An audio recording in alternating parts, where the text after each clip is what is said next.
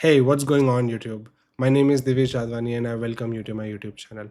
So guys, we are moving ahead in our RAG for Absolute Beginners series where we will talk about how do you go ahead and program the very first RAG of your life. To demonstrate this, we will be picking a very simple and very nice use case, which would be an HR assistant use case. So let us quickly go ahead and dive right into it. So we are talking about retrieval augmented generation. This is the first time which when we are going to build our RAG, we are going to build a traditional RAG, the most basic RAG, the first ever way of building RAGs. All right. The full form of RAG is retrieval augmented generation, where if I just demonstrate something to you and if I just simply pick up a use case, HR policy assistant. Okay, HR policy AI agent. If I talk about this, in this scenario, there will be a user which will be talking to our large language model. Now, this large language model can be anything: OpenAI, Grok, Claude, or any particular large language model provider which we can utilize, which we will also see ahead. Then this large language model will have access to something called as tools.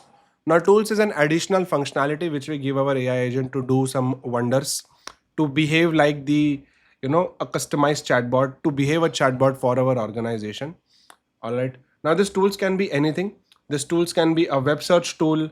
These tools can be a database, right? And web search. So, and it can be any particular Python function if we were to put in those terms. Now, if we quickly go and confirm the agenda, how the agenda is going to look like. Firstly, we will go ahead and understand what and how to make virtual environments, okay, which is going to be very simple. Once we have made the virtual environments, and we will also set up our project structure right there by the time we are setting up our virtual environments. Secondly, we will set up our experiments. Okay, what do we mean by experiments? So see, whenever you are coding in Python, you can code Python in two ways. First one is you do experiments, and once your experiments are successful, you go ahead and you take it to production. Now, when you are doing experiments, you write Python in IPynb files. And once you are taking it in production, then you write your codes in .py Python files. All right. I will also show you how to connect your project with your GitHub. Okay. I will also cover Git and GitHub over there. So Git and GitHub are two different things. We will talk about those as well. Then we will go ahead with RAG, in which we will build two things over here. First one will be data ingestion pipeline, and second one will be data retrieval pipeline. Okay, this is going to be extremely similar and extremely simple, I mean. And then we will be building an application for that. If you want to see what kind of application I'm talking about, this will be the application which we will be building by the end of this particular scenarios, after the end of this agenda, where we can simply talk, who are you, and it will tell that I'm your HR policy assistant. I can ask some question about some part of my data, and I will get a response from that. Okay, so we have made an HR policy assistant for some organization. Okay, and we'll see that in action how it works like. So for this, the very first step I'm going to do is I'm going to go to my empty project folder. Okay, and in there I'm going to open my VS Code right there. Now in VS Code we have three things. On the left hand side we have files. On the right hand side we have our coding agent. So I can just simply conversate with my coding agent, and it can help me for making bunch of things over here. We will see this some other time when we are developing things better. And then third, we have terminal over here. From this terminal we can do bunch of things. For starters, we will make a virtual environment. So let me quickly go ahead and make a virtual environment. Now to make a virtual environment, I will be using UV. Okay, UV. This is UV by Astral. Now UV is the fastest, 10 to 100x faster than pip. Earlier in the earlier days we were using pip tools, pip x, poetry. all these different technologies or frameworks to make a virtual environment. Now we will be using UV because it is the latest and the fastest of all. Why it is the fastest? Because it is made using Rust programming language. Okay, we can simply ask, why is Rust so fast? Okay, Rust is a programming language. Rust is incredibly fast primarily because it achieves complete memory safety at compile time without using a garbage collector. So how it works is, whenever you are programming, whenever you make something called as variables or you make something, so some space is allocated to that in the memory. Okay. So instead of every time creating a new memory, what they do is they, utilize this memory properly without using a garbage collector. They utilize it better. Okay, these languages, Rust, Golang. Okay, we have other languages as well, which we use to make these kind of technologies, to make these kind of frameworks. Python is which we use to make a use case or application, something like that. But when you are developing a framework, okay, something like UV, something like LangChain, or like something like LLM gateway, in that scenario you will have to go for other languages, Rust, Golang, which are faster. So let us not worry about all those things. We know that UV is so fast, okay, and we will see how fast it is, right? And let us quickly go ahead and do bunch of more things here. What I will do is, I will quickly now how to use UV. We can go to installation. It will tell us that you just simply have to write pip install UV. Okay, pip install UV, pip install UV, pip x install UV. If you are using Mac, so you can use brew install UV. If you are using different things, right, so you can use different things. For us, we will just use pip install UV. So I will go here and I will write pip install UV. Now it is assumed that you already know Python and you know what is pip, and you know why do we install it. Why do we use pip? To install different libraries. All right, let it install. I will show you first steps, features, all right, installing Python, right, using tools, running scripts. So there is a lot of things. I will not complicate anything of that. Okay, here once my pip install UV is done, I will know that my system has UV. Okay, now using UV I will make a virtual environment. So I will write UV VENV. So using UV, I will make a virtual environment, and the name of that virtual environment can be basic RAG environment. Now please understand, this basic RAG environment is just some name I have kept. We can keep any name for it. Okay, I have done it. I'm using Python 3.11. You can use any Python, nothing matters. Basic RAG env. Now I want to activate my virtual environment in order to work in my virtual environment. So I will copy this path, Control C, CLS to clear the screen, and I will paste it so that my environment is activated, right? Now what we did to install UV, we wrote pip install UV, right? But from now on, anything that we have to install, we will use UV pip install something. So let us say we want to install NumPy. So I will write UV pip install NumPy. Okay, and see how fast it will happen. See, in 1 second, a blink of an eye, we were able to do it. But what if we want to install bunch of libraries? This was just one. If we want to do two, so we will write UV pip install NumPy. And if we want to add one more library, so I can just simply add something called as Streamlit, which is to use UI, to build UIs in Python. So now if I want to install two libraries, not one, I will simply add the name of the library, and if I press enter, again this will also be installed. But what if, okay, again, but what if I have a list of libraries? So in this scenario, what I can do is I can make something called as requirements.txt. So requirements requirements.txt. This is a standard practice. Now every time you have to install bunch of libraries, so every time you set up a project or start something, you make your requirement.txt, and with time you go ahead and update it, right? So for starters, what we will be doing, we are going to make our AI agents using LangChain. So what I will do, let me go here. I'm here on my LangChain. Okay. Now LangChain, to program in LangChain, we have to go to docs. I will go to docs. Okay.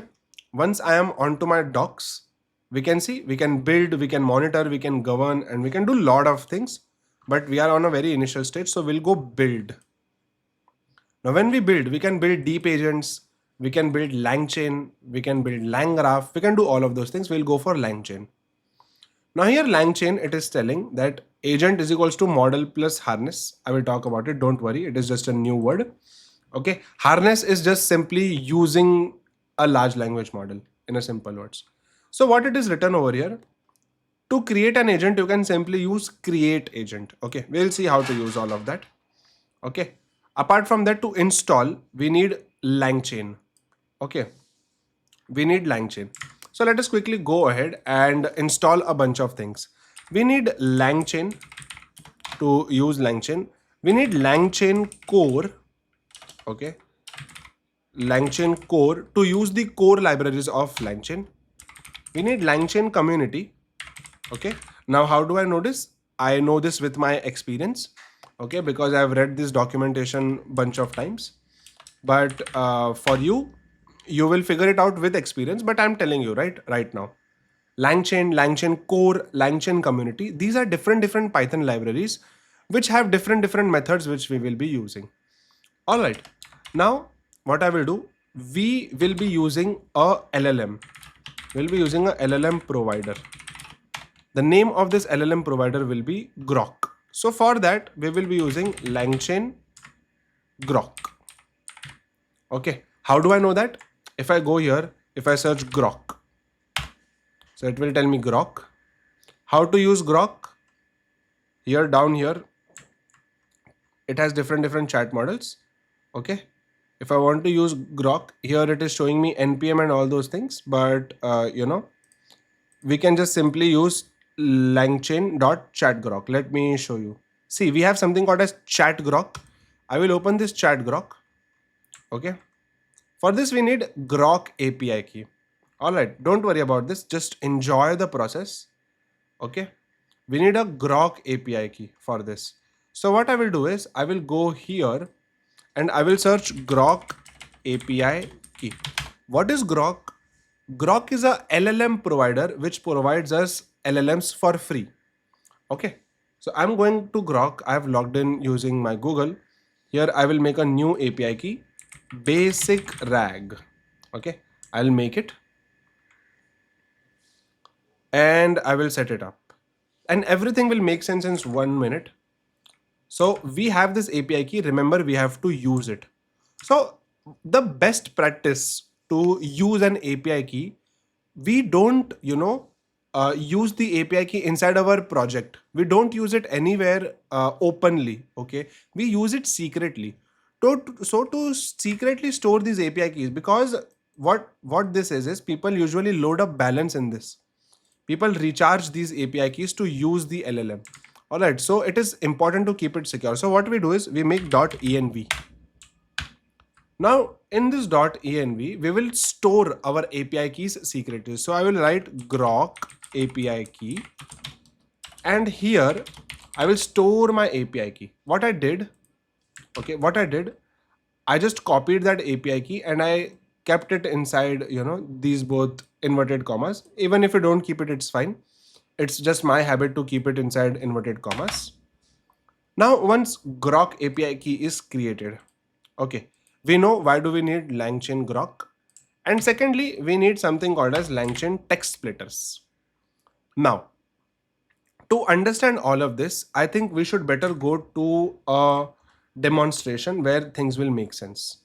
Okay, check this out and please try to understand what we are doing in this particular project. Now, we are making a RAG system for our HR policies. HR policies. Okay, if you want to see the data, let me first pull up the data for you. Okay, this all will be provided. What I will do is, I will just make a new folder over here called as data. And in this data, I will store something called as HR policy text file. Check out this data. This is the company name, and this is leave policy, work from home policy, probation period, notice period, reimbursement policy, code of conduct. So what is this? Let us assume that this is the company data in text file format. Please understand this part. So we know that we have text document. Now, this is the first phase of RAG, which is data ingestion pipeline. Okay. In order to make a chatbot, first we have to ingest the data into the system. How do we do that? This is the pipeline. Okay. Now, how it works is, in a real world scenario, we have different types of data. We have text data, we have image data, we have JSON data, we have URLs, which means website data, we have PDF data, we have Excel sheets data, we have simple MD formats, .md formats kind of data. We have lot of data. Okay. So LangChain gives us a way to load any kind of data. So let us do this. In our scenario, our data is text data. Okay. So we will use LangChain text loader. Okay. Because we have different kinds of data. So depending upon the type of data, we use something called as loader. Whatever data it is. If it is text data, we will use text loader. If it is PDF data, we will use PDF loader. If it is JSON data, we will use JSON loader. So let us confirm this by the documentation. I will go here on the documentation, and here I will simply search document loaders. Okay, I think it was there. Document loaders. Here we can see that we have many document loaders. PDF, web pages, we can load web pages as well. All right. Cloud providers, we can load it from cloud, and we can also load different types. So we will be using text loader. Because we have text data, so text loader. Okay. If I have taken text loader, it should be here somewhere. We are not able to see it. Let me search text loader. Okay, it is PDF loader, document loader integrations. All right, let me check here. So here somewhere we should find, see, common file types: JSON data loader, text loader. If I open text, we will be going to text loader. Okay, and see how to use text loader. We just simply have to use the text loader library. So currently it is showing in not in Python. It is showing in TypeScript. So how to do it in Python? You click here and it will show you in Python, because TypeScript also is a community which builds AI agents. So now it is in Python. It is not loading, but it should load. No worries. Let me search text loaders. We should have it. Okay. It is in TypeScript. They have not updated it for text loaders. I think this is the new documentation, but no worries. What I will do is, we know that we have text data, so that is why text data loader. If we have PDF, we will do PDF data loader. Now, once data is loaded, okay, we will chop the data.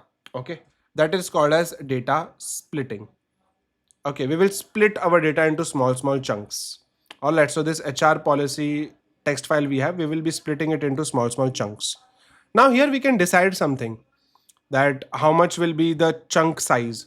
So we can say chunk size will be of 500 and chunk overlap will be of 50 words. So which means the words will be overlapped so that we know the continuity. All right. Once this is done, we will embed all of this.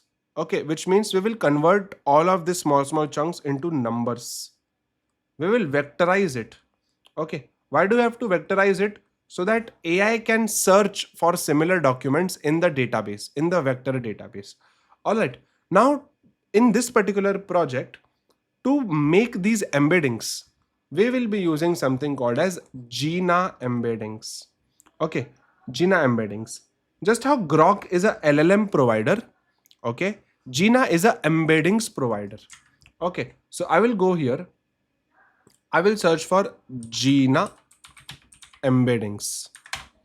Why Gina embeddings? Amazing embeddings. Okay, they offer generously free tire, generous free credits. This is the website of Gina.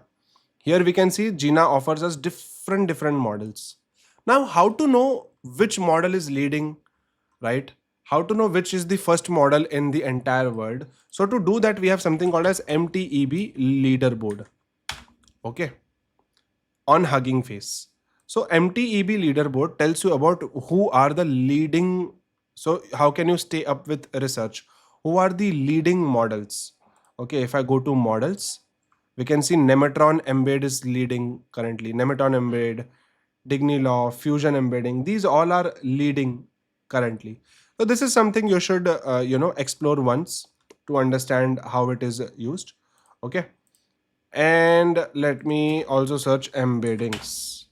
Okay, top embedding models on MTEB leaderboard. You can see this as well, and you will get a lot of things. Nevertheless, we are on Gina. What we should do to use Gina is, these are the different models of Gina. Gina embeddings 5. This is the name of the models. All right, nothing else. So here we can go to get API key, but before that we have to log in. So I will log in with Google. Okay, and once I have logged in with Google, I can generate a API key just how we did it for Grok. Okay, so let me generate a Gina API key as well. And until it is happening, all right. So this is some another account. What I will do is I will just open it on my account. I will just open this account and I will add Gina embeddings. Okay. And here we can go to API keys and I will get a API key. Simple. Okay, I will copy this API key and I will go here to my environment variable. Just how I have added Grok, I will add Gina API key. Okay, what is this? For embeddings. Okay, to convert text into numbers, we use Gina models. All right, to do every task, we have something technology. Okay, so this is for LLM. Okay, and this is for embeddings. And basically this is all we need to use it. Now if you will be saying, do we have another technologies to use a large language model or to use embeddings? So we have a few technologies. Instead of Grok, you can use Mistral. I will show you. Similarly, you will use Mistral API key. Okay, and Mistral is another organization. You can get an API key from Mistral. Mistral also has models. And LangChain Mistral, if you search LangChain, just how we had LangChain and Grok, we have LangChain and Mistral as well. So Mistral AI integration. And we can go to Python if they have updated it for that. All right, let us see. Okay, they have not updated it for Python yet, but they will update it, don't worry. Okay, we can simply use Mistral, LangChain, Mistral AI you can use. All right, and you need Mistral API key for that. So check that out sometime. And alternative of Gina API key, you have Google API key. So you can simply go to Google API key and you can generate an API key from Google. Okay, and I can show you Google embeddings models. Now why are we not going for Google? Because Google is gives us very less credits to use it, so we'll not able to enjoy all of that. We'll not be able to enjoy the application. Okay, see, if I go here, Google gives us multiple models. Okay, Gemini embedding 2, and it will have a lot of models. You can check that out some other time. Okay, Gemini embedding 001. So similarly, we have Gina, right? What kind of models we have for Gina? So if I go here in embeddings, we have Gina embeddings v5 text small. We have Gina embeddings v5 text nano. Okay, we can use any of the models. All right. Now this is done. This is set up. And lastly, what have we done till now? We loaded our data, text data, we chopped our data, then we converted our data into numbers, and then finally we will store it in a vector database. So for now, I will be using a local vector database, which means on my computer itself, which is FIAS. Okay, Facebook AI similarity search vector database. We have another local vector database, which is Chroma. Okay, these are all on local. Okay, but apart from this, we have cloud solutions as well. Cloud-based solutions are Quadrant. We will use this in the very next project, Quadrant, Pinecone, VV8, AstraDB. We have all of this. You can just check it out. All right.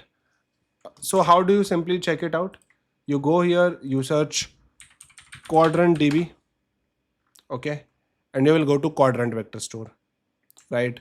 This is Quadrant. You can log in and get your API keys and something. Similarly, we will have Pinecone vector database. So Pinecone is also free to use. We will use it in the next projects. Pinecone database. All right, vector database. Similarly, we have AstraDB. DataStax AstraDB. So AstraDB database. What are all of these? These are different vector databases. Okay, the use is the same. Technology is different. Okay, and this is the data ingestion pipeline, which is what we will be building right now. Now the data ingestion is done. Understanding the data ingestion is done. We will complete our requirements. We never completed our requirements. All right. So LLM provider done, right? LangChain done. Now we have to complete our requirements, right? So we have more requirements for vector store. Vector store, we will use FIAS, Facebook AI similarity search, CPU version. We also have a GPU version. We will use the CPU version. Okay. Then to run our experiments in Jupyter Notebook, we need something called as Jupyter and IPY kernel. Okay. To to run Jupyter Notebooks. And for web app, we need Streamlit. Streamlit is already installed. Now, given all these requirements, we have all these requirements. Lastly, we need one environment. We need one requirement, which is we have this .env file, right? We want a Python package to load these .env files into our project. So for that, we will use python-.env. Okay. If you don't know about these packages, you can simply search the package name on Google and explain me why do we need this. All right. So yeah, this was all the requirements. How do you install all the requirements together? You will write uv pip install -r requirements.txt. And it will install all your requirements in one shot. What did we write? UV, which means using UV, we are pip installing, not any one library. We are saying that, hey, read -r means read requirements file and then install the requirements.txt. Okay. Once this will be installed, we can make a experimental notebook over here. The name of this experimental notebook will be rag.ipynb. Okay, rag.ipynb, because we want to write rag in here, right? That is why we will be making a rag.ipynb. Okay. Now this is opened. We have two things. Let me show you. I can also make something called as rag.py. Okay. In this rag.py, I will have to write Python scripts. And in this rag.ipynb, I will have to write Python lines of code. So let it load. Okay. What we can do is, once my requirements are installed, okay, I can open my ipynb file. I will have to select a kernel over here, which means what am I using to code. I can write Python environments and I will open basic rag env. Okay. So it is not showing up right now. I will open this basic rag env. Let it load. See, I have selected basic rag env. Now here I can just write 45. I don't even have to write print 45 and it will print 45 for me. Let it do it. So here We run the Python codes here itself to see if they are working, and we see the output here itself in the cells. But for this, we have to run the entire Python file. For example, I can press this play button and it will give me an output 45. Okay. But in other ways, here it will run here itself and it will be giving me output here itself. Because it is running for the first time, it will take some amount of time. Okay. And if it is taking huge amounts of time, let us check if requirements are installed. We can simply close this, go to our folder, open this with code. Okay. Let it open. All right, let it open, let it load. It will load this time. Now we have to activate our environment. We can just simply go here, open the command prompt. Okay, in Mac it will be something else. Open the command prompt, press enter, clear the screen, CLS. Okay, we are already in our environment. We don't have to worry. I will open this. I will open this. I will select Python environment and I will select my environment which I have made, basic rag env. Okay, if I run this now, it should run and give me an output. Okay, so anytime things do not work, the first solution which you should do is a restart. Okay, and things will work. So let it run. I think it is taking some bit amount of time. Let us take some time out. Okay, because we are in the very initial and basics period. What we will do is we will understand something called as Git and GitHub. So let me go here and we will understand Git and GitHub over here because we are learning the very fundamentals of programming, right? We have two things into the picture. Okay, we have Git GIT and we has GitHub. Okay, what are these? Okay, what is Git? Now first let us understand the difference between Git and GitHub. Git is a functionality or Git is a technology and GitHub is a website to use this technology. As simple as that. Git is a technology and GitHub is the website to use this technology. Okay, why do we use both of these? We use both of these for versioning, for version control systems. What is version control systems? Let us say you are working in a testing environment and there is something you have main environment. What is happening is in the initial stage, main environment is also same, testing environment is also same. Okay, what happened is you did some tests and then you merged it with the main environment and it is nice. Now when you will be doing some changes in the test, let us say you did this changes and you try to test it wherein these both did not work. So what you will do, you will remove all of this and you will say, okay, these both are working. So you will merge this to main now. Once testing environment is done, then you will merge it to the main environment. This is how the process works. So what are we doing? We are maintaining different versions and we can anytime go back to this previous version. Just in case if we messed up, go back to previous version. So versioning controlling system, Git. All right. So let us see how to use and integrate Git in our systems. Very important. Okay. So this is still not running. I'm just simply going to close it. Okay. I can even delete this file. I can just make a new file rag.ipynb. Okay. I can just hit a code over here. Okay. We will see to it what is happening, but let us understand Git for now.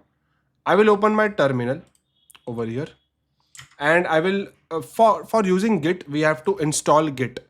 So I will write install Git. You can install Git on Mac, you can install Git on Windows or Linux, anywhere. Okay, you click here, a software will be downloaded and you can just click next and it will be installed. Just remember when you will be installing it, you will add, there will be a button add to path. Okay, make sure you are making note of this. If you click that add to path button, what will happen is you will be able to open Git over here. For example, see this. I can right click, just how I have opened with VS Code. I have open Git bash here. Okay. Open Git bash here. So I can open Git bash here as well. What is Git bash? To interact with our folder. Don't worry if all of this is, horrifying. Don't worry. Everything will make sense. Now let me show you something. What I will do is, now we know Git is some functionality. Let me show you GitHub. So GitHub is something where you store your codes, where you collaborate with your friends and you build your profile. So see, this is my profile on GitHub. Okay. This is my profile. I've developed all of this. This is my activity, that how much I have used GitHub in my previous days. These are my repositories. So I have made 242 projects till now. What I will do, I will make a new project over here. New project will be basic rag. Okay. We don't have to touch anything. Okay. We have to just create the repository. All right. We have created a repository and we see some commands. Please do not get horrified with this. These are simple commands. I will tell you about all these commands. We just have to copy all of these commands. So first command is git init. Git init means initialize, start something. Okay, so initialize something. So what I will do, I will go here in my project and let me close this, and in my command prompt I will write git init. Okay, because I want to initialize GitHub in this repository. If I write git init, see, you can see initialized and empty GitHub repository. Now we will see it is green in color, which means they are currently ready to go to GitHub. Okay, but what if there is something that I don't want to public? Okay, that I don't want public to see. So I will add something called as dot git ignore. Dot git ignore will ignore the files which I mentioned over here. So for example, let me delete this file. We don't need it.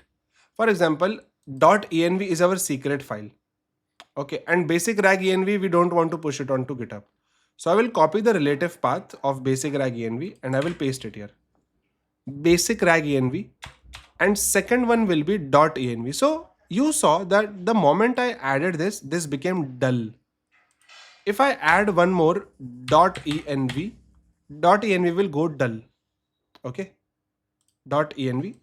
Okay, it is not going dull. Yeah, it went dull. All right, it dimmed out, which means it will be ignored. Okay, now what I can do, once I've ignored everything, that okay, now I'm safe, now nothing can happen. What I can do is, I can just simply go to the next one, git add readme.md. So I can copy this, I can paste this command. If you already have a readme.md, then you don't have to do it.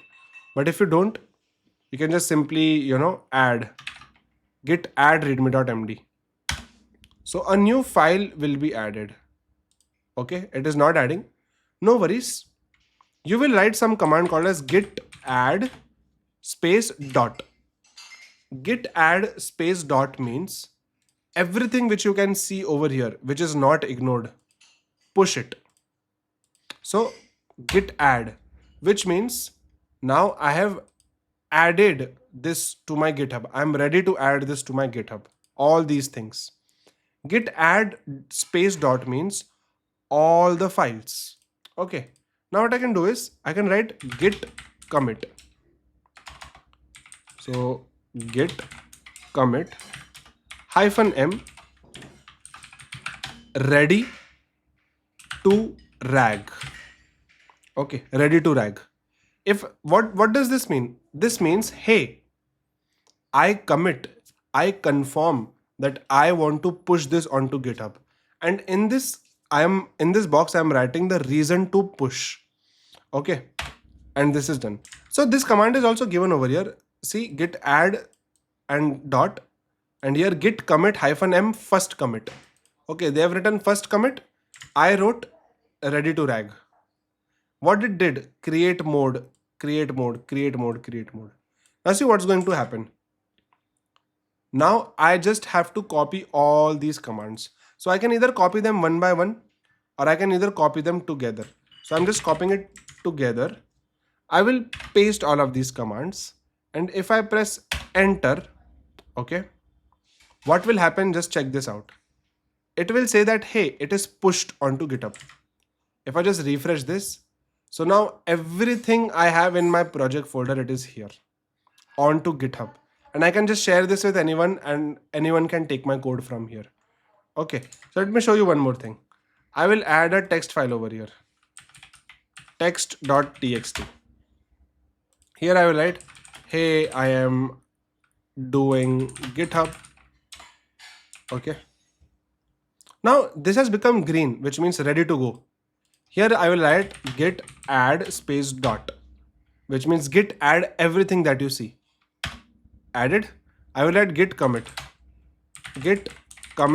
-m, which means, hey, I confirm that text file added. So it can say one file changed. But now we have to push it to GitHub. We have just confirmed that I have added it, but we have to push it on GitHub. So I will write git push.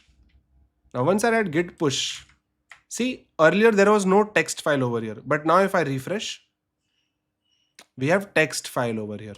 Okay, and there is something written, hey, I'm doing GitHub.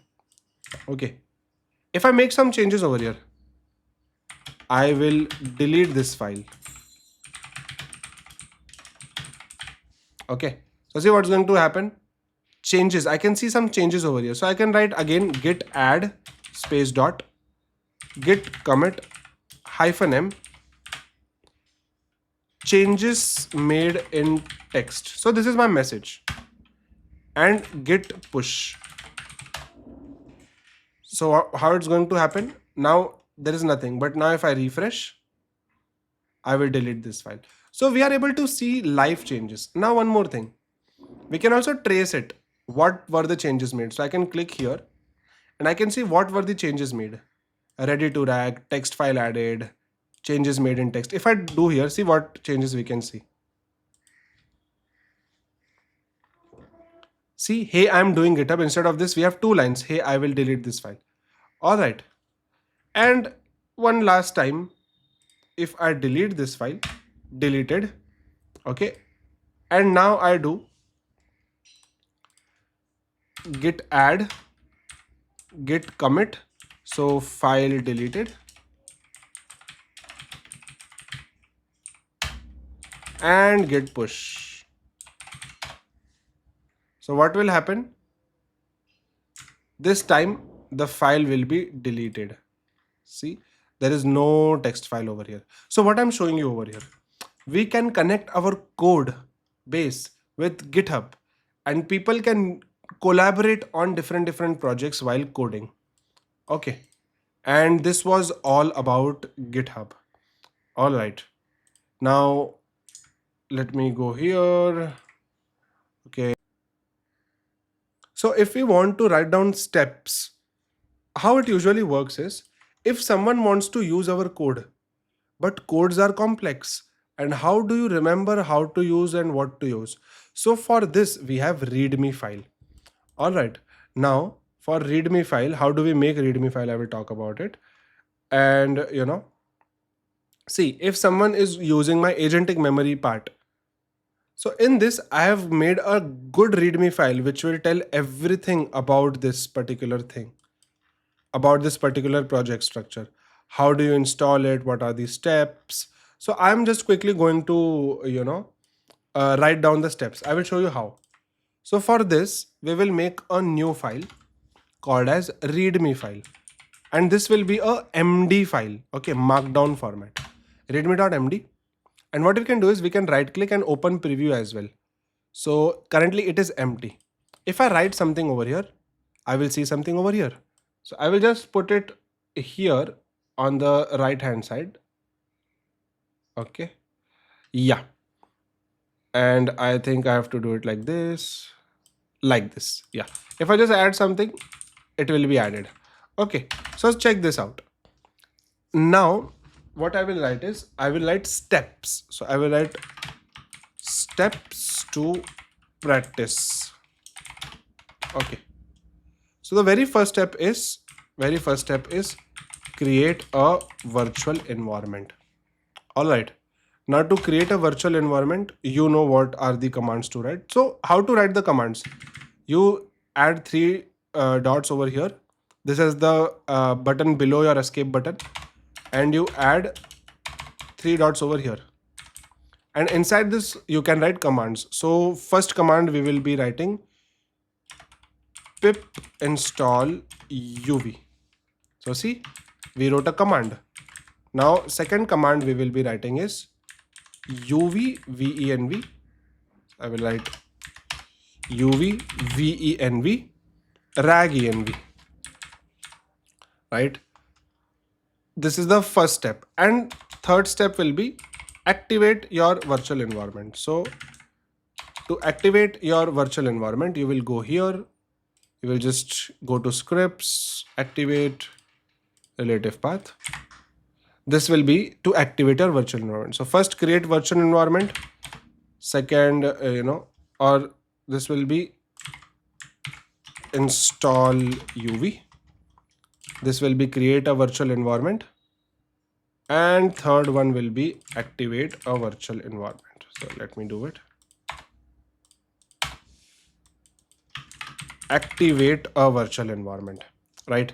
Once this is done, okay, steps to practice: install, create and activate. This is done. Now we will make new things.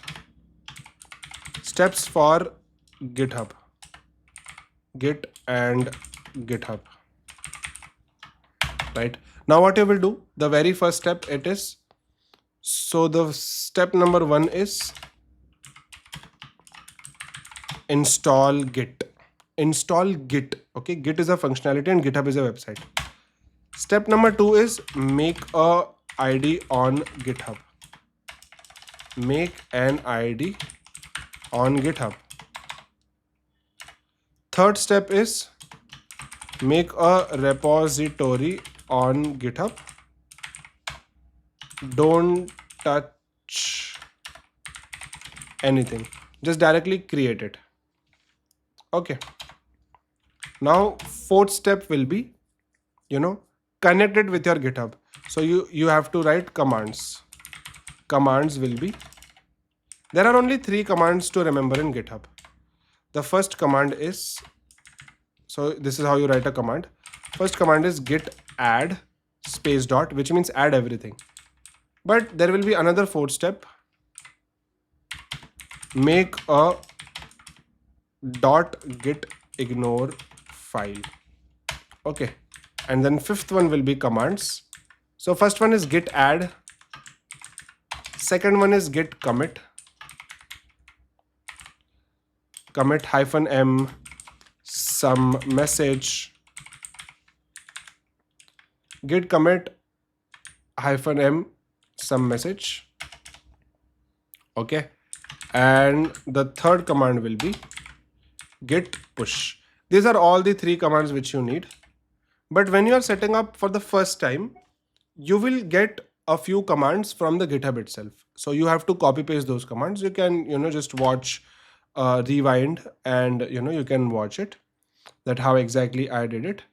And see, this is how you create a readme file as well. So now I have created a readme file. What I will do is, after you have done all of this, there will be a next step. Make requirements file. Okay. Now what all things you need in your requirements? You need all these things in your requirements. So I'll just copy them. I can just paste it between this. Okay. And see how it will look. Preview. All the requirements file will look something like this. Okay. Everything is in the readme file. So readme file literally says readme. Okay. To understand how things work. Now, once this all is done, okay, changes are made, Git is ignored. I can just use the UI as well. Okay, let me use the UI this time. I'm going here. Okay. I have added requirements, add it. I've added this rag, add it. I've added a new readme file, add it. Okay. And then to commit, we will write readme file added. We'll commit it. and then I just have to, I've committed, and then I will be having a way to sync the changes. Okay, let me see if we have a, okay, I have to add this as well. There's no changes. We will have a button to sync changes, but let us say if we don't have a button to sync changes, we can simply write git push. Okay, so once we do git push, see, if I go to my repository, we will have a readme file. See, a beautiful readme file, and now you can refer to this and practice. So let me tell you the assignments, what they are going to be. You have to search for all the different type of data loaders on LangChain, which means what are all those different data types which are accepted. For example, Excel data is accepted, right? Let me write it neatly. So Excel data is accepted, JSON data is accepted. How many these kinds of data is accepted? You have to make a list. You can either use ChatGPT or you can use documentation the best. But what I saw, documentation was a little bit lagging because they are still developing. You can use ChatGPT for this. Second one, you want to learn text splitters. What are different text splitters in LangChain? So you have something called as character text splitter, recursive character text splitter, okay, simple text splitter. So you have to understand the differences between them. All right, this is the third task you have to do. Second task you have to do. Now, now the third task, which will be, you have to search. You have to search from where I will be getting embeddings. Okay, which means who all are the embedding providers. For example, we spoke about Google, right? Then I spoke about Gina. So what are different embedding providers we have in the market? You have to search that. Okay, you can also search MTEB leaderboard, and you can also do a ChatGPT search. Everything is fine. Once you know what is embeddings and different type of embedding technologies, lastly you have to know vector DBs, vector databases. What are the different vector databases you have? So we have two kind of vector databases. One is local kind of vector database and one is cloud kind of vector database. Okay, on local you have something called as Fias, and you have one more which you will find out. And on cloud we have something called as AstraDB, Pinecone, right? Quadrant. So Datadog, we have many of them. Okay, so your job is to check all of them. Okay, Datadog might not be the one of them, but you have to check that which are the local ones, which are the cloud ones. And for this also you have local embeddings. Okay, you have local embeddings, you have cloud embeddings. These are cloud embeddings, Gina and Google. You also have local embeddings where you download an embeddings model. Similarly, there is something called as local LLM. Okay, local LLM. For now, to use a LLM, we are using Grok, which is a Grok cloud. From Grok cloud, they have listed different models, and we are using it. But do we have a way to download a model on our computer and run that model? That is called as local LLM. It is very important. We will talk about it some other time. But local LLM is Olama. Let me show you Olama. Okay, because I will be using Olama also someday. So Olama, and you can read about Olama from here. Okay, they are amazing documentation. Okay, so previously what we have done is, previously we remember starting to understand data ingestion and data retrieval pipelines. There are two particular pipelines in RAG when we talk about it, and we remember that we would be loading our data, and the kind of data we have, if I quickly show you in my VS Code. So this is my VS Code. Okay, and this is something else. Let me show you my VS Code. So this is my VS Code, and if I show you in this VS Code, we made a .env variable, We made a rag.ipynb. Okay. If I show you my data, let us not worry about all these things. We are talking about data ingestion. And if I show you my data, this is data. And this is how the data looks like. Exit policy, holidays, code of conduct, reimbursement policy. These are different policies. We are going to make a chatbot. This chatbot is going to be a RAG system which will have a good understanding of this company's internal policy data. Every company has their own policies. This will be their own policy data. Okay. And that is what we are doing. We are developing a chatbot on top of that data. Now, the kind of data we have is text data. So we would be loading text data. Okay. Then we would be splitting that text data into small parts. We would be converting that text data small parts into numbers, and we would be storing it.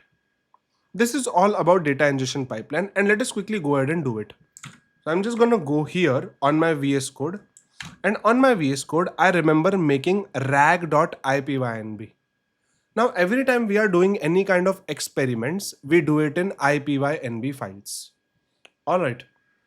Now, we are doing our experiment, right? If our experiment is successful, then we will go ahead and make a production grade application out of it. All right. I am inside my virtual environment. You select your environment from here. And the very first step when you start this, you print something, right? All okay. Or you print literally anything. And if everything is okay, you are good to program in this particular notebook. One more thing to remember, we had something called as requirements.txt.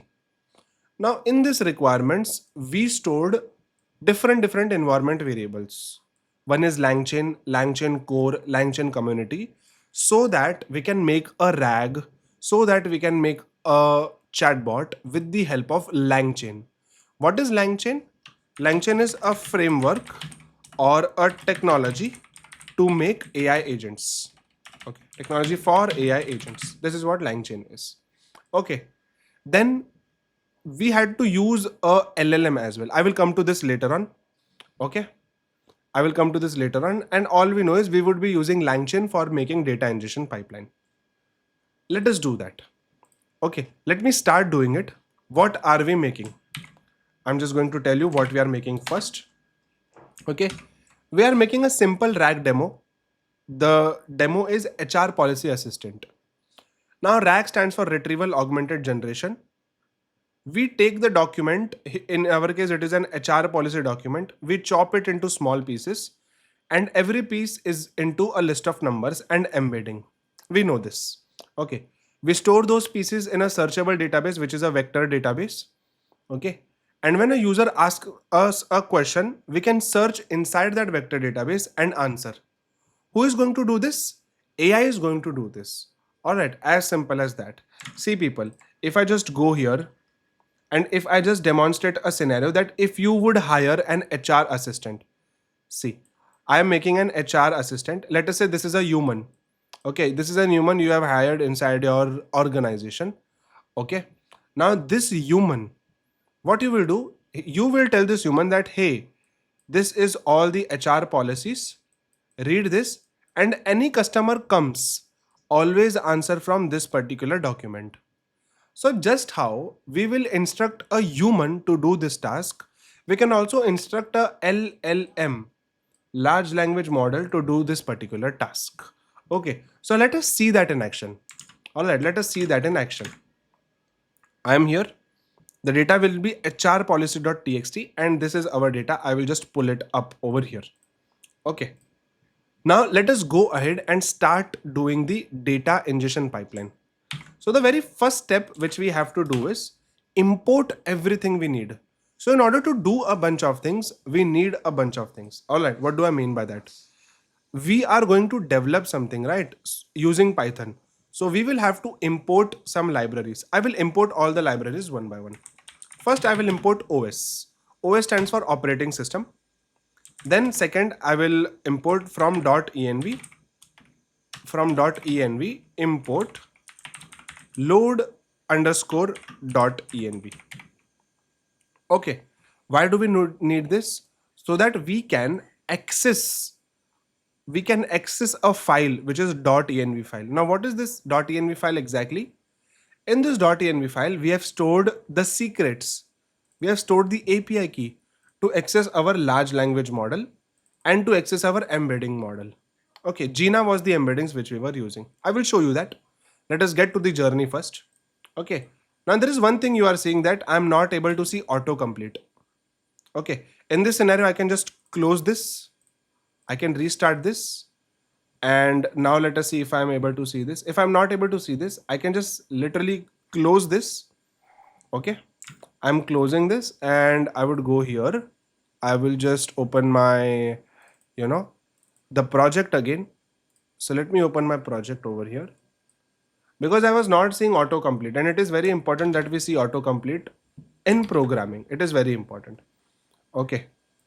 So how we will know that we will get autocomplete once the colors change. Okay. Let us wait for 1 second to load. It will load. Okay. See, I am seeing colors, which means now it is loaded properly. Okay. So OS to interact with all the files over here. Okay. Operating system library. Okay. OS routines not for, okay. You can read all of this. And .env to access the API keys secretly. People understand .env is our secret file.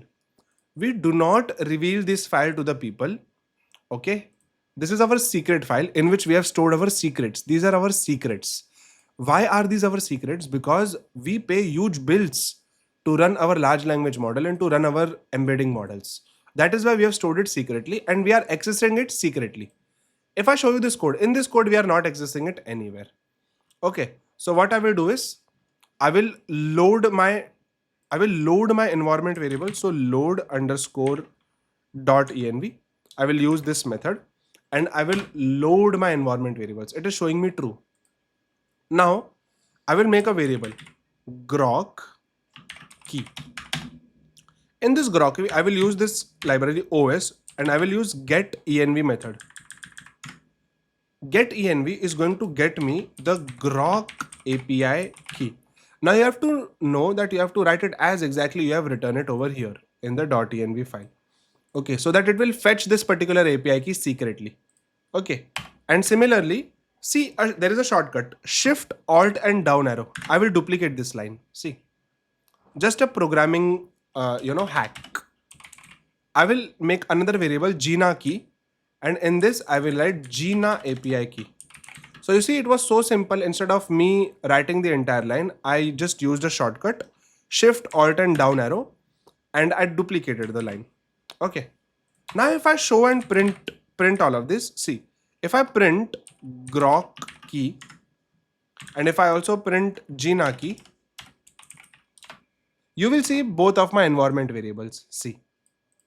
So we know inside this, we have secretly stored our environment variables. Okay. And we never ever, release this in the public. And that is why we always secretly access it. And now you know how we have secretly, using this os.getEnv method, stored our API key in this. So every time we want our API key, we will use this particular variable grok key. Okay.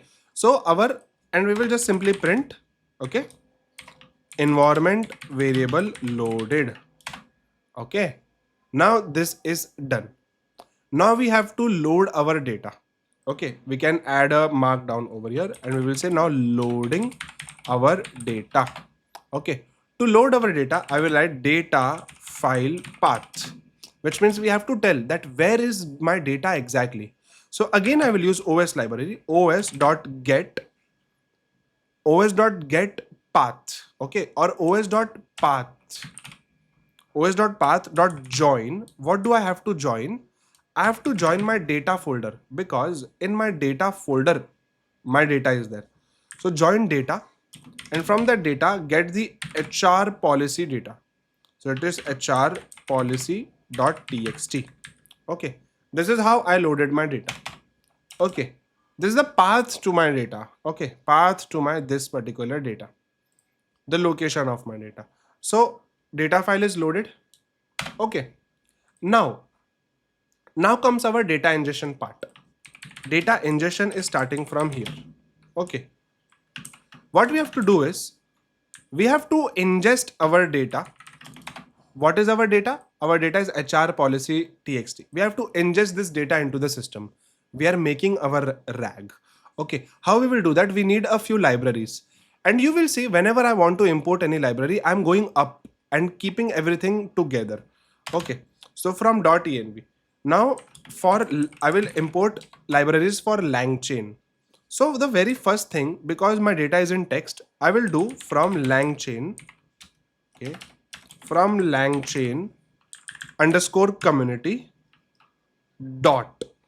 So LangChain community is a package. Okay, just how we installed this, right? Let me show you this. We installed LangChain community. Now inside LangChain community, this is a package. Okay, this is a package. Inside this package, there are multiple classes. So I will import a class document loader. Okay, from this document loaders, I will import a method of this class, which is text loader. Okay, and that is why understanding classes and objects are so important. This is a package which we pip install. This is a class of the package, and this is a method of that package, and you can read it over here. Okay, what it takes and how it works. So with time, you will understand all of this. Now to load our text data, I have imported a library. Okay, text loader, because our data is in text format. If our data was in JSON file, so we would use JSON data loader. Okay, we would use JSON loader. If our data was in Excel file, so we would use CSV data loader. Okay, and similarly in any other format we would use that, but our was in text loader, so I would use text loader. Okay, so this is done. Now I will go down and I will now load my data. How?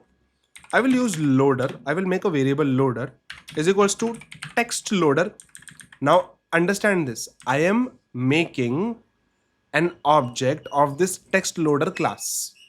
Okay, I am making an object of this text loader class. Don't worry if you are not understanding this.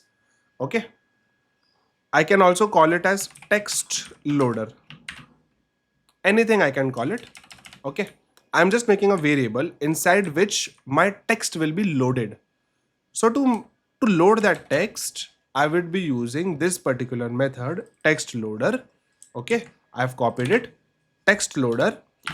Text loader takes a few things. I have not written anything. The moment you open this brackets, no, you will see what all things are required by this particular method.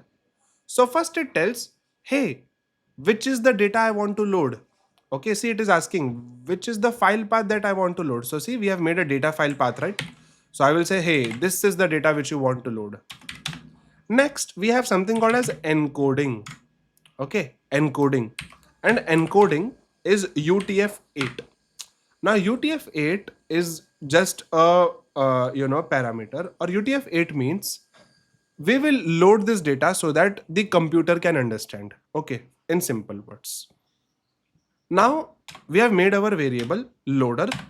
Now what we will do, we will make a variable called as documents. Why do we have to make something called as documents? Because LangChain, every time LangChain is processing or working with anything, LangChain needs documents. Okay, LangChain process it in forms of documents. I will show you how a document looks like. Let me first load these data in form of documents. Okay, so I'm writing loader dot load. Okay, so inside this loader, now inside this loader, we will have a method called as load. Okay, load. This method is going to load our data which we have given it. Okay, and yes, our data is loaded. We can print documents. Okay, we can print documents. First, I will print data loaded. Okay, see, print data loaded. Okay, and here I will, then I can just add something like this. Okay, and here just I'm doing a pretty print kind of thing. I'm printing equal to sign into 40 times so that we can print it in a beautiful way. You will see that. Check this out. See, data loaded equal to sign into 40 times. Okay. We can see a document in which we have the source, which means what is the data, what is the source of the data. And we have something called as page content. Okay. Now understand this part. We are now talking about a lang chain. Okay. We are talking about a lang chain document. Why do we need lang chain document? Lang chain processes everything in form of documents. Okay. Processes everything in form of documents. Okay, I'm just going to write documents. Now what all things are present in documents? In a document there are two things. One is page content and one is metadata. Okay, one is page content and one is metadata. Now why this is so important? Why this is so important? Page content means the actual data and metadata means information about the data. Information about the data. Now why is this more important again? Okay, let us understand this. See, page content means the actual data, but metadata means extra information about the data. Why do we need this extra information? Because we have to tell where is this data coming from. Now if you see this, you will see this, that this is all the data. See, employee handbook, leave policy, full-time policy, this all is our actual data, okay, in advance. But in metadata we have written that what is the source of this data, which means if we have 10 documents, this is just one document, right? If we have 10 documents like this, if we have such 10 documents of data, because in real world we have huge amounts of data. Now when we have huge amounts of data, we need to tell exactly that, where is this data coming from? Okay, where is this data coming from? So extra information about the data is called metadata. And in the metadata we are keeping the source. We can keep more things in the metadata, is up to us, but for now we have only kept that where is this data coming from. Okay, now what I will do, I will show you how many documents we have. Okay, how many documents should we have? We should have only one document. Okay, length of documents. We made a variable documents, right? So we will check the length, that how many documents do we have. Let me show you. This is our variable which we made. And in this variable, we will see how many documents. So we have only one document. Why? Because there is only one file, right? Because there is only one file. That is why we have only one document. Okay. Now, this is document. Now, if I show you documents, if I access the 0th index of this document, okay, because we only have one document, that is why it is showing us. When I will chop these documents, no, let me go here. Currently, we only have one document, but when I will chop these documents, no, we will have bunch of documents. I will show you that. Now, because we have only one document, we can only access the first documents. And I will access the page content now. See, page content. What page content will contain? It will contain the actual data. See, actual data. Okay. Now, instead of like this, if I write it print and I, print all of this, we would be able to see this in a better way. See, we are able to see our entire data. This is our entire data, right? Now, let me show you metadata. Similarly, just how we printed page content, I will print metadata. Document 0, metadata. It will tell me HR policy. So what did we do? We successfully loaded our data, okay, which is the first part of our data ingestion pipeline. All right. And yes, this was the first part of our pipeline. Okay. Now, if I print total number of characters, it is very important for us to understand. The total number of characters is 2598. Okay. 2598 is the total number of characters. Now, why do we need this kind of information? We need this information to decide how exactly we will break this into pieces, what size our pieces will be, right?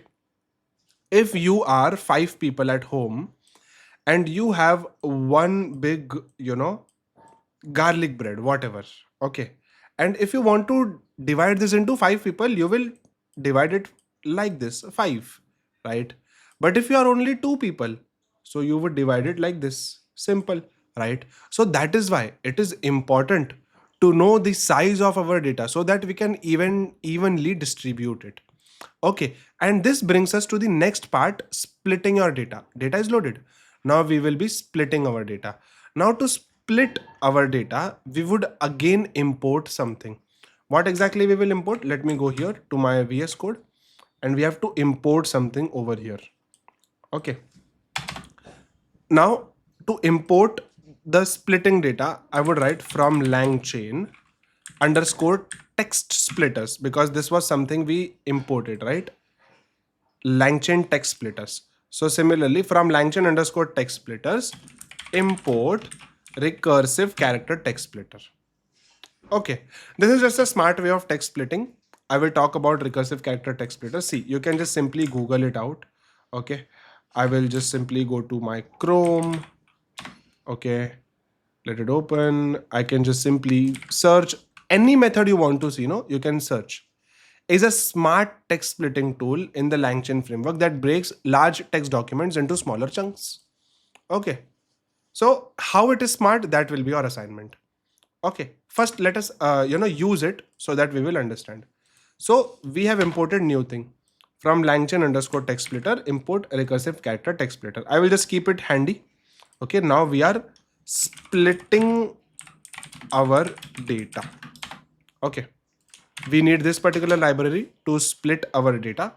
Now what exactly we will split? We will split our documents, these documents which we just loaded, right? We will split them. How? We would make just how we made a variable loader. Check this out. Just how we made a variable over here loader, similarly we will make a variable splitter. Okay, text splitter. So text splitter. Okay, let me do this. Text splitter. Okay, just a typo. Now in this text splitter, I have to use my method, right? So I would use my method, recursive character text splitter. Now see, the moment I open these parentheses, I instantly can see which all things are needed. So they are asking, how exactly do you want to separate the sentences?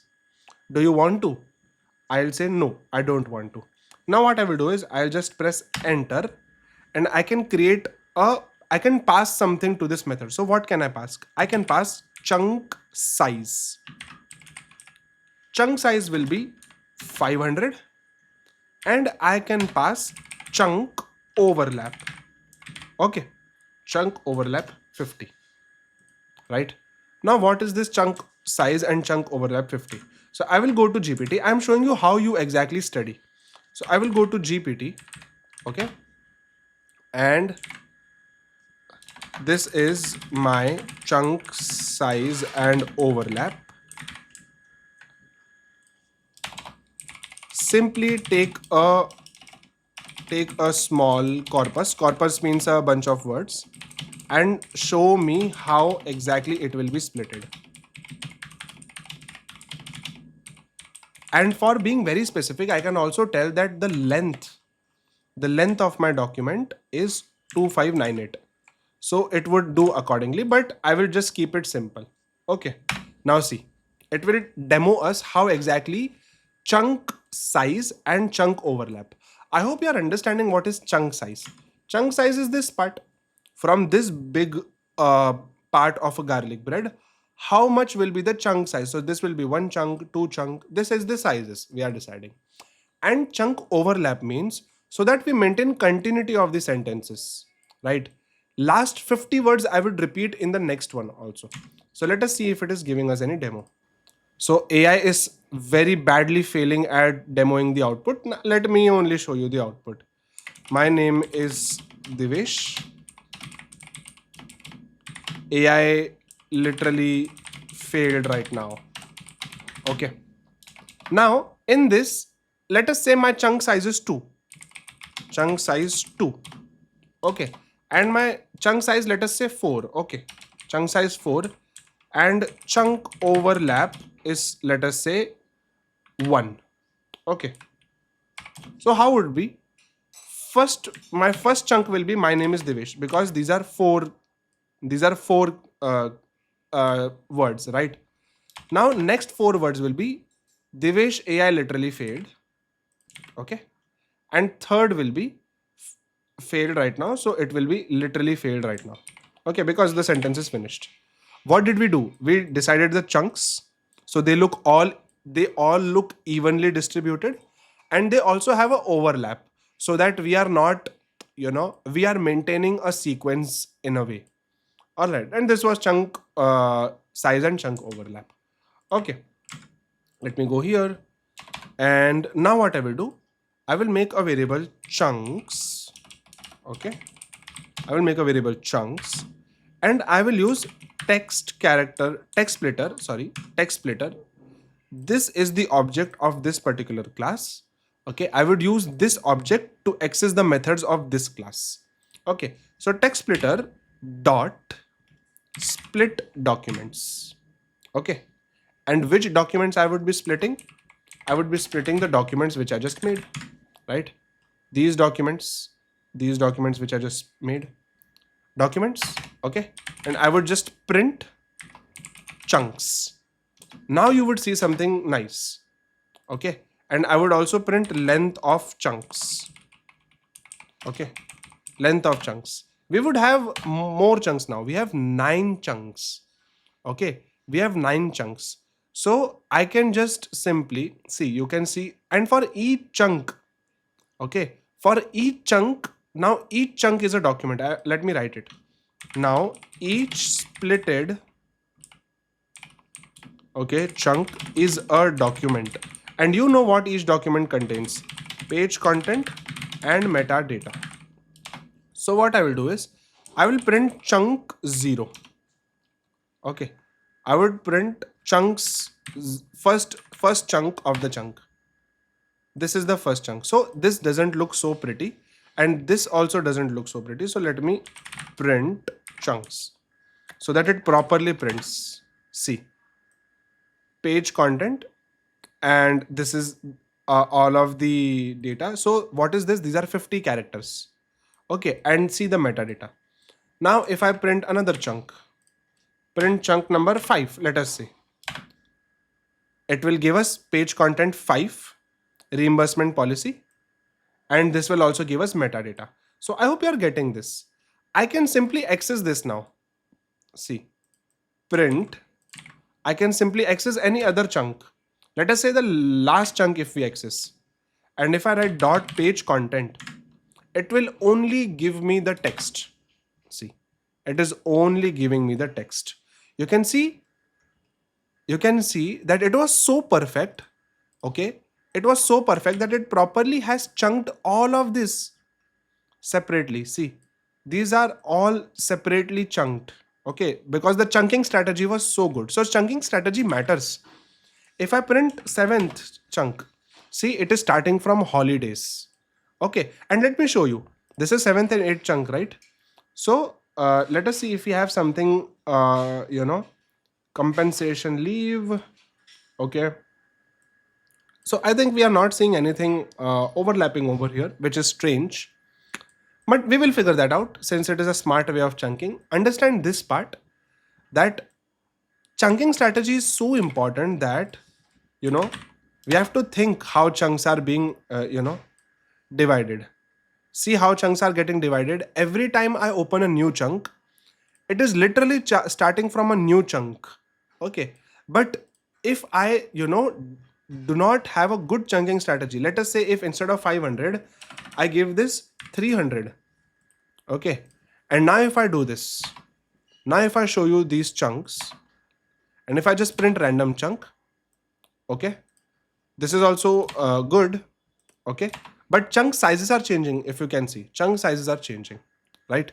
So you have to smartly decide the chunk. Now, one thing, it is giving us such good properly divided, because we have used recursive character text splitter. It is a smart way of chunking. Okay, so you literally have to decide that what will be the chunk sizes. Okay, and we literally have different techniques of chunking. So I can just simply Google out techniques of chunking in RAG. See, chunking we have fixed size chunking, we have recursive character splitting, semantic chunking, hierarchical chunking. So we will see this in further projects and all those things. For now, let us understand that there is something called as chunking which we are doing to split our data. And this brings us here. We have successfully now split our data, right? We loaded our data and now we split our data. Now we can move to the next part of embedding this data. Okay, embedding this data means converting these splits into numbers. Okay, so yeah. Now let us move towards the embedding of our data, which means converting all these splitted chunks into numbers. Which particular thing we will be using for this? We would be using a technology called as GINA embeddings, and we have already collected API for that. Okay, so this means we simply have to access GINA embeddings. Okay, let me write it properly. Embeddings. All right, so let us go ahead and use GINA embeddings. It's gonna be nice. Now again, since we are moving on to a next part, we have to import something, right? So what will we import? We will import from LangChain. Let us check our requirements. So we would import something called as GINA. From LangChain core community, the method is available. Don't worry how to find methods. I will tell you everything. Let us first do it. Okay. So I would import from LangChain _ community dot embeddings import GINA embeddings. Okay, as simple as that, right? LangChain gives us integration with many embeddings. I will show you how to search all of that, but for now let us enjoy that. And with embeddings we also need a vector store. Okay, so we will see that later on. Let us see the embeddings part now. Let me run this. Okay, let me go down, and now after data is split, now we will embed our data. Okay, which means converting data into numbers. So for this we need this particular import. Okay, and how do we do that? Okay, how do we exactly do that? So let me start doing it. I would make something called as embeddings model. Okay, embeddings model. Okay, where will I get this embedding model from? I will tell you. First, let me make it. So I will use this GINA embedding class and I will pass model name. Okay, the name of my model will be this GINA embeddings base 2 encoder model. GINA embeddings v2 base encoder model. Where did I get this model from? Just how we get a model from Grok, we get this from GINA. Okay, let me go on to Google. Let me search GINA. Okay, when we are on GINA, okay, see this is the main page of GINA, and when you go here down, when you go for embeddings, we can select any model. See, this is the name of the model. You can simply copy the name of the model. Okay, so similarly I have picked a model from here and I'm using it. Okay, so I'm here. I will go and I will print my model is ready. Okay, so print embedding model ready. The name is, okay, the name is, I would use a method over here, embeddings model dot name. Okay, dot model name. So it will give us the name of the model. Model is ready with the name GINA embeddings. Okay, next thing what we have to do is we have to store this data in a vector database. Okay, store data in vector database. Okay, so for storing this data in vector database, okay, let me make it smaller. We would need an import. Okay, we would need an import. So I will just write it here only, from LangChain community dot vector stores. Okay, import FAISS. FAISS is Facebook AI similarity search. Again, you can search this on internet. Okay, FAISS. It's a Facebook AI similarity search. It's an open source library, which means you can use it for free. It gives us indexing, which means we can store our vectors, okay, and we can do a bunch of more things. Recommendation systems, information retrieval, which is what we will be doing right now. Okay, for RAG. So let us do that. Okay, let us do that first, and then we would understand how it works. Okay, so I'm going here. I would make a vector store. Okay, I would make a vector store variable, vector store, and here I would write Facebook AI similarity search dot from documents, which means I'm going to use some documents to store over here. Now what will be my documents? My documents are in form of chunks. I have a variable for that, and this chunks, okay, this chunks, see what it is asking. Fires is asking from fires from documents method is asking us two things. First, it is asking, give me the list of documents. It is explicitly saying list of documents. And our chunks is a list of document. Okay. And then embedding. So which embedding model you are using? We'll say we'll use our embedding model. Okay. Our embedding model is Gina. Okay. And yes, we can just simply print that, chunks are stored. Okay. Chunks are stored. And we can simply print something like this, that vector store dot index dot end total. Okay, index dot end total. This is some method. Let me try. Let me see if it is working.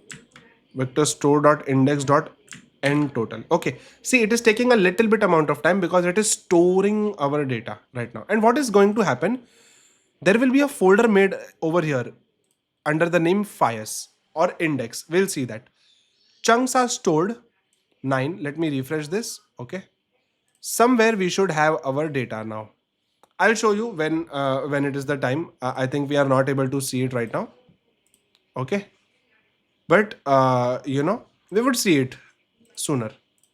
It will be created with the name files index. Now currently what we did is we cannot see the data over here, which means the vector data over here, because we never stored it.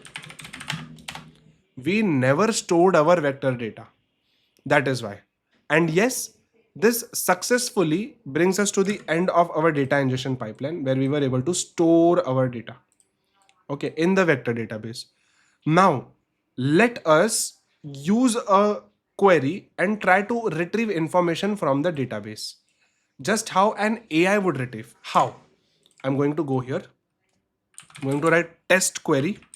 Okay, there is no AI in it right now. No AI. I'm just going to write it. Okay, how many sick leaves employees get? Okay, what is going to happen? This particular sentence will be compared against each chunk in the vector database. Okay, and this is called as similarity search. Okay, this is what it's going to happen. So what I will do, I will do top matches. I will make a variable top matches, and in this top matches I will write vector store. Okay, this is my vector store, and I will use similarity dot similarity score or similarity search, and I will pass two things. See what all things are asked. It is telling, tell me what do you want to search, and next it is asking which top information do you want, which means I want the top 2 similar chunks, I want the top 5 similar chunks. So I will say search this, search something similar to this in their vector database, and I need the top 2 similar chunks. Okay, and now I will just simply print this. Okay, I will just simply print my query. My query will be this, so this will be my query, and below this I would do for I comma match. What is for I comma match? Because I is the iterable, which means We have 2, right? So it will go for the first, then it will go for the second match, right? And we will use something called as enumerate. Okay, which means it will pack up 2 things. So which means we can, enumerate means we can iterate on 2 things together. So let me show you. I will pass top matches and I would start from 1. Okay, I will not start from 0. I would start from 1. Okay, and after this I will print. Okay, this is just a simple print statement. So I would print something like this for beautified print, and I will print match dot page content. Again, page content is coming because vectors are also stored in form of documents. Please understand this. LangChain never operates without documents. Okay, and now we will print. Let us see how it prints. See, given my this particular query, these are the similar things which are fetched from the data. So because my because there was something called as leave, I fetched something called as holidays, and because there was something called as leave, I fetched something similar to leave. Okay, some chunk similar to leave. And this is what happens, right? If I show you this rag, the moment a question is going to come, it will first be searched in the vector database. Similar kind of chunks will be passed to our large language model so that our large language model has good context.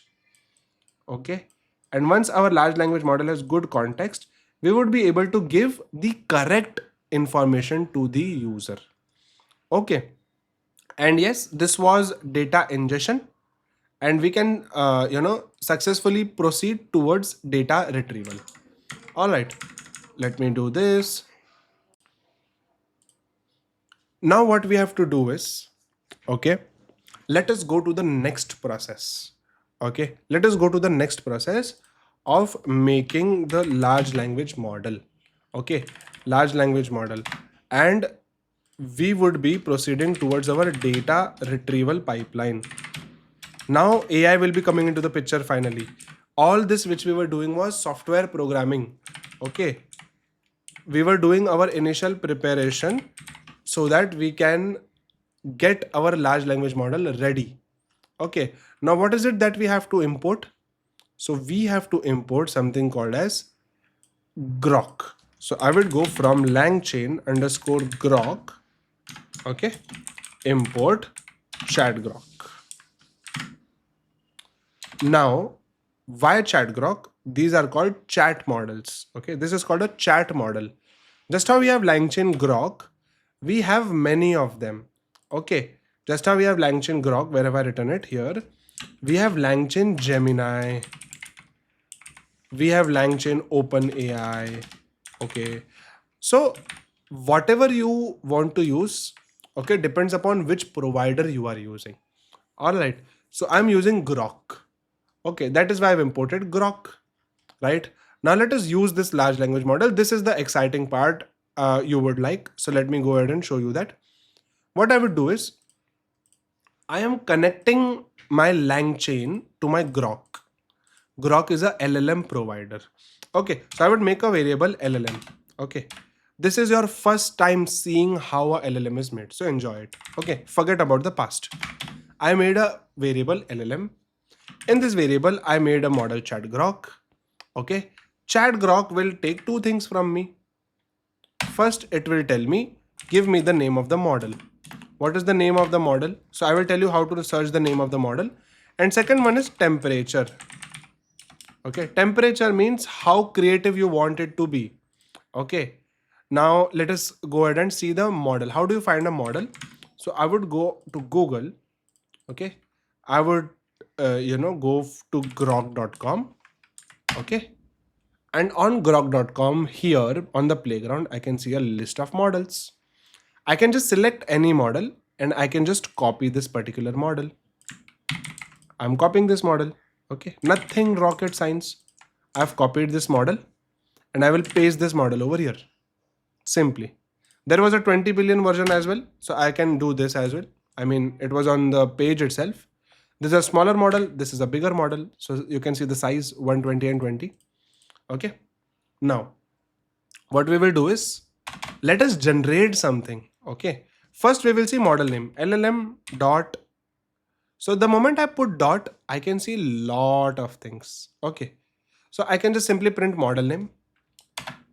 It is going to tell us which model it is. Okay. OpenAI GPT OSS. This is the model which we have used, right? Now how to test? Let us test our large language model. So I will just make a test response. Okay. Testing our large language model. How do you poke? How do you trigger this large language model? How do you make this OpenAI model give you a response? Now you might be thinking that, hey, we are using Grok. Where is this OpenAI coming from? So Grok gives you a list of open source models, and OpenAI also released an open source model which is listed in Grok. So this is GPT OSS, which means open source. Okay, and this is the model name. Okay, so let us test it. How will you do it?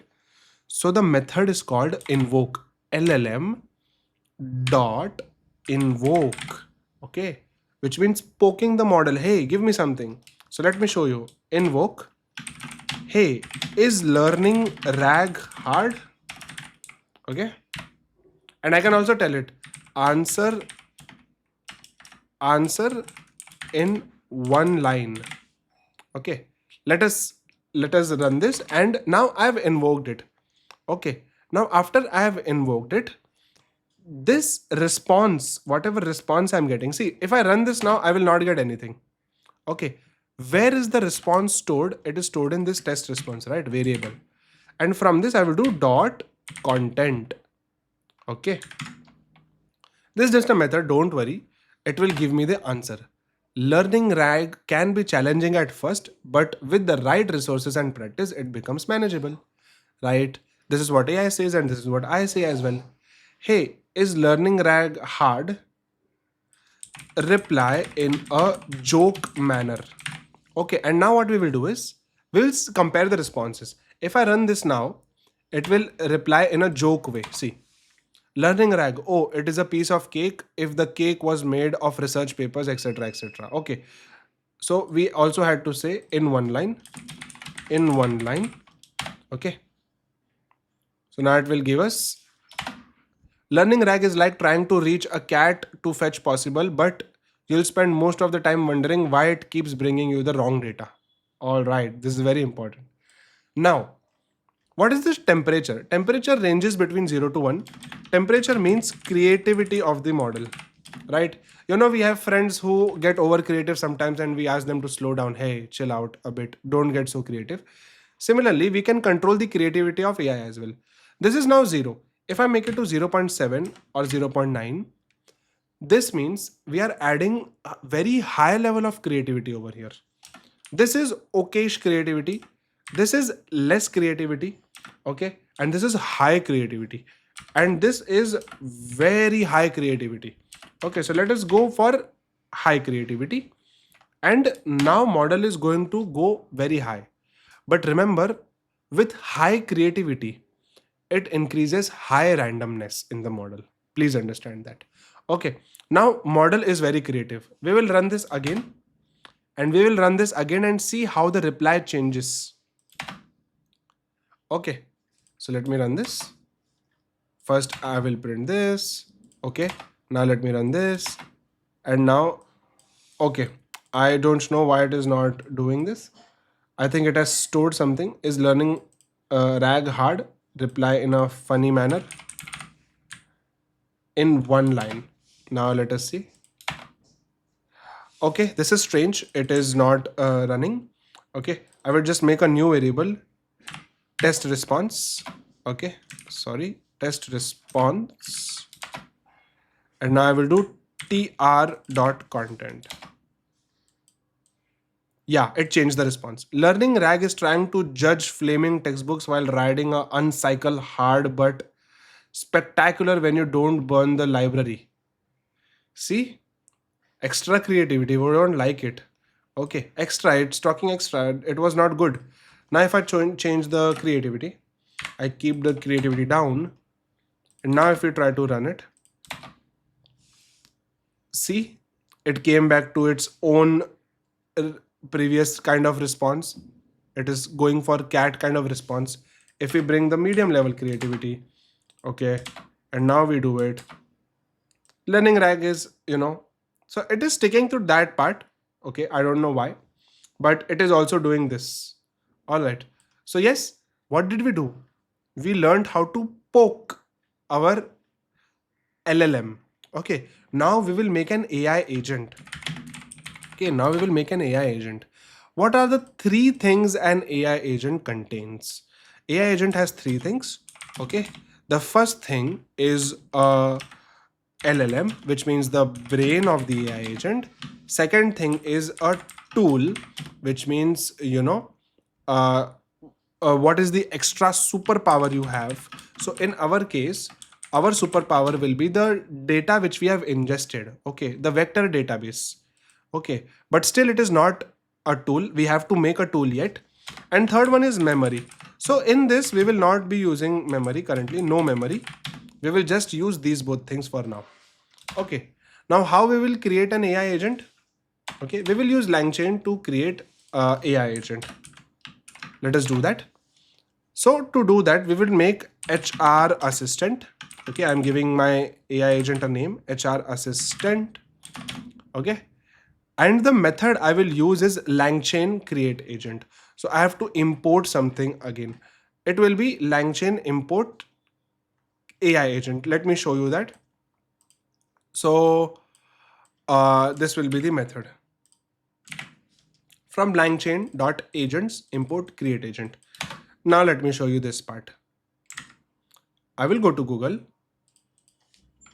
How to create an agent with LangChain. Okay. It will take me here. Okay. It is showing me this particular thing which I've showed you 100 times. It is telling me from LangChain.agents import create agent. So that is what I have done as well, right?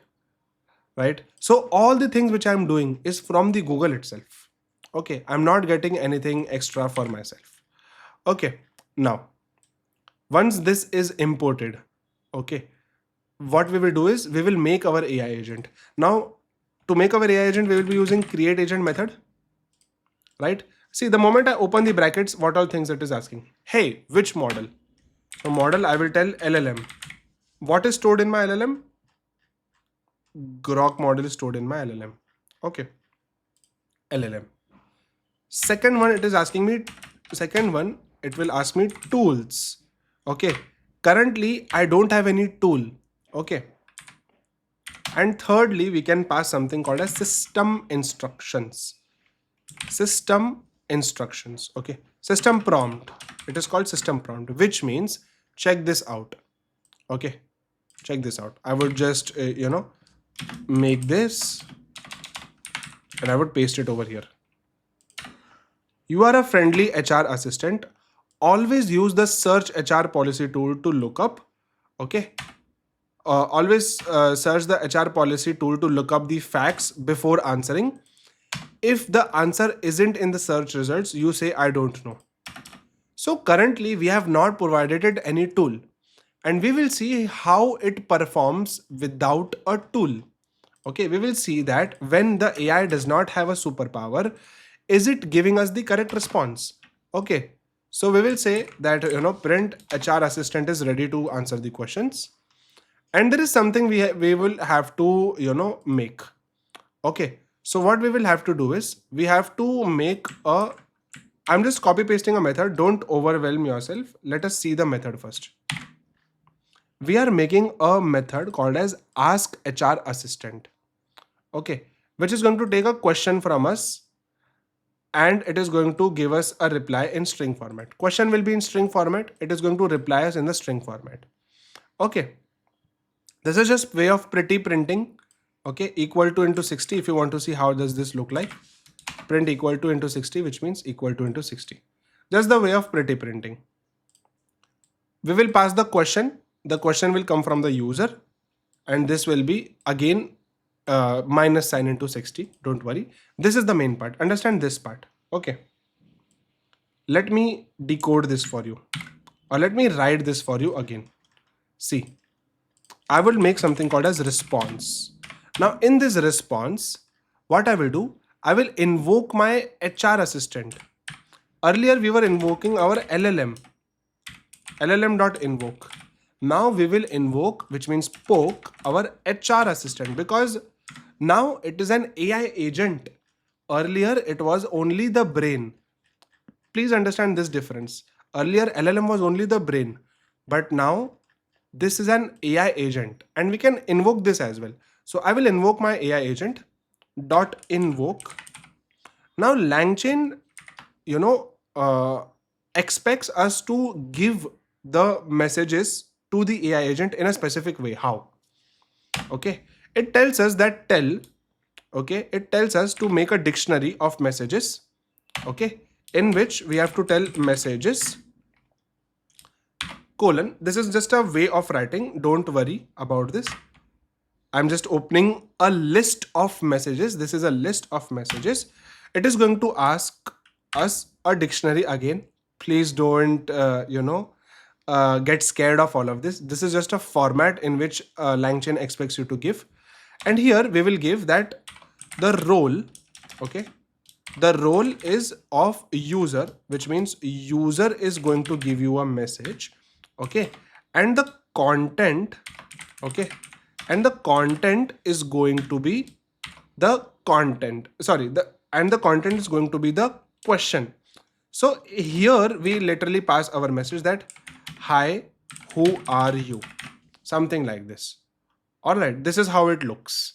And if you wanted to see this, I would show you this particularly. I would write answer is equals to response, okay, response. And in the response, whenever let me show you this as well. If I run this, okay, it is run. Now let us see how response looks like. Response looks like a list of messages. What are these messages? People recall something. Remember, we had different things: AI message, human message, tool message. So this is internally AI message. System prompt is AI message. Okay. And so check this out. Okay. And this is also AI message. So this is a list of messages. Okay. This is a list of messages. And it always works like this. See, system message. First system message will be given, then human message, and then AI message. So system message means, hey, you are an HR assistant, behave like that. Human message will be, tell me about policies. And AI message will be, the AI message, hey, these are the policies. Okay. There will also be something more like tool message. Okay. Tool message will be the information retrieved from the vector database. We have not went to that part yet. I want to show you that how bad it behaves without a vector database. So now you know what are the different messages, and we can see all this over here. Now, which is the last message? AI message is the last message. That is why we want to get response messages and we want to get the last message. See, this is the basics of indexing. We want to get the last message. Okay, so see, it will get us the AI message. If I do the first message, it will get us this human message. Hi, how are you? If I get the last message, it will give us the response which it gave. Now to get exactly what the AI responded, I will write content. Okay, so it will not give us all this AI message content. I am just writing, hey, I want to get the last message, which means the AI message, and I want to get the content of it, which means content. So see, it will give us only the message, hey, I am your friendly HR assistant here to help you with anything HR related questions. Now we know how to use it. So I will ask a question over here. Tell me about leave policies. When can I tell me about leave policies? How to apply for leave? Okay, check this out. Check this out. What kind of response we will get now? Okay. Okay, something bad is happening. Let us see the error. Tool choices none. Okay, understand this part. It did not run because it says that, hey, You told me to use a tool every time it is asking me a HR question, but I don't have any tool. So what I will do is I will remove this variable for now. Okay. And I will run this again. Okay. This time it will not give us error. Now if I run this, now it will, okay. Again, it is giving me some response. Let me, literally remove this tool. Now let me run this. Okay. What it is saying, error code, tool choices none, but the model called tool. Okay. Okay. Actually, what is happening is it will always call a tool because we are creating an AI agent, right? It will always call a tool. So let us make that tool, people. Don't worry. Okay. Let us make that tool. So I'm just going to go here. Okay. And I will make a tool now. Tool is an external superpower to our AI agent. Okay. So for this, what I will do is I will make a retriever. Okay. I will make a retriever. So let me, instead of, let me write it. retriever retriever is equals to vector store. Remember we made a vector store. We will convert it into as retriever. We can convert it into a retriever tool. Don't worry. Let us see what happens. And here it tells me, only tell me which are the top documents you want. So I will write search. Okay. Search keyword arguments, KWARGS. Don't worry. Keyword arguments. It's going to be K is equals to, we remember what is this K? K is equals to 3. It needs the top K documents. Okay. So we have made this. Now what we will do is we will make a tool. How do you do that? You just make a Python function. That is our tool. Search HR policy. This is the tool. Okay. This takes a question that, hey, give me a question. The question will be in the form of string and it will also give us a response in form of string. Okay. Now we would write some logic that matching chunks. Okay, this is just Python logic. Matching chunks is equals to retriever, this thing which we have made, dot invoke. So remember, every time we want something, we invoke and we are passing the question. This question which will be coming from user. Okay. And what we will return? We will return the similar chunks. Okay. We will return the similar chunks. Now we have made this search policy. Okay. We would get chunk.page content for each chunk in the matching chunks because we will get 3 chunks, right? All right. Now I would just go ahead and add a tool to my AI agent. Where is it?